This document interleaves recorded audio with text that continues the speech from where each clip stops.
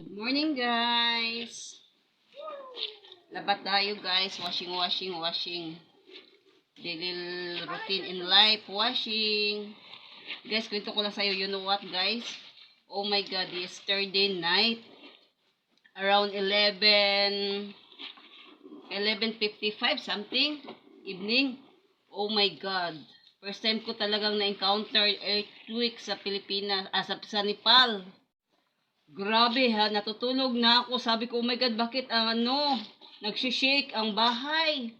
Ang lakas. Talagang kinakabahan ako habang natutulog ako. Grabe na, talagang nagising ako grabe ang lakas ng earthquake sa Nepal.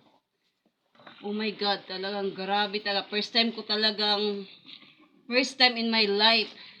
Especially here in Nepal, first time ko naka-encounter.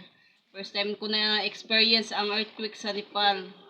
Grabe. Oh my gosh. Sabi ko nga sa asawa ko, what happened? And then he told that earthquake. Oh. And then when I check here in the morning, there is too many people die in the part of Nepal due to earthquake. Ay nako, grabe si Lord. Nakaka-stress. Super, ang lakas talaga, grabe. Buti na lang yung anak ko natutulog, yung baby ko natulog, ako natulog, tapos yung asawa ko he's watching the movie. When I woke up, oh my God, what happened? Why the house is shaking? I feel very scary. Hadlok ayo guys, too much hadlok. Diyos ko makabuang, grabe, super. Laban ta guys, kwento-kwento habang naglalaba. Thank you so much guys. Thank you for like and follow and share. Now magwaswas na ko guys. Salamat kaayo.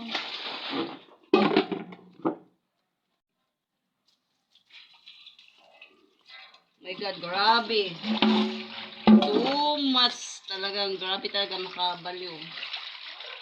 Thank you for supporting. See you next time. God bless.